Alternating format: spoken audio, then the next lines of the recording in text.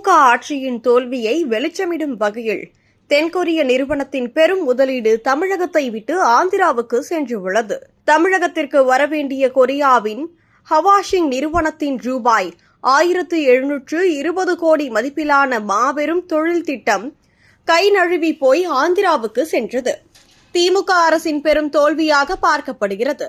4 ஆண்டுகளாக முதல்வர் ஸ்டாலின் வெளிநாட்டு சுற்றுலாக்களிலும் சென்னை உலக முதலீட்டாளர் மாநாடுகளிலும் கோடிகளை செலவழித்து ஷோ காட்டியும் உலகத்தரம் வாய்ந்த தொழில் சூழலை உருவாக்குவோம் என பிரச்சாரம் செய்தும் உண்மையில் சட்டம் ஒழுங்கு முற்றிலும் சீர்கெட்டு பெண்கள் பாதுகாப்பு படுகுழியில் தள்ளப்பட்டு போதைப் பொருள் கடத்தல் தலைவிரித்தாடி தொழில் துவங்க வந்தால் விண்ணை முட்டும் கமிஷன் ஊழல், அனுமதி தாமதம், மின்சார பற்றாக்குறை, நிலம் கையகப்படுத்துதல் சிக்கல் என எல்லா துறைகளிலும் தடங்கள் நிறைந்த சூழல் உருவாக்கப்பட்டதாலேயே இத்தகைய மாபெரும் திட்டங்கள் தமிழகத்தை விட்டு வெளியேறுகின்றன. வருவதாக அறிவித்த நிறுவனங்கள் ஒவ்வொன்றாக பின்வாங்கும் அவலத்தை அதிமுக பொதுச் செயலாளர் எடப்பாடி பழனிசாமி சாடியுள்ளார்.